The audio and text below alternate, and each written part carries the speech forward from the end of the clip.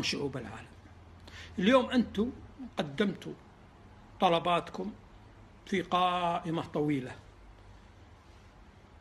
وهذه القائمة نصها أو 3/4 معروفة، زدتوا عليها تعويض، والقاعدة التركية بتكلم عنها والتعويض، هذا اللي أنتم يعني يمكن في بعض الأمور زدتوها ولا هي مرفوضة من الأساس من دولة قطر.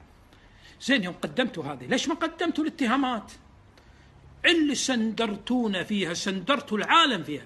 ليش ما قدمتوا الاتهامات مثل ما قدمتوا الطلبات؟ لأن ما عندكم شيء، ما عندكم إلا الافتراء والكذب والتزوير والظليمة، ما عندكم. واليوم تكلمون عن قاعدة تركية أغلقها. لا أنا القاعدة التركية بحجيب معها قاعدة بريطانية وجميع ما بحط القواعد العالم كلها بحطها بالدوحة.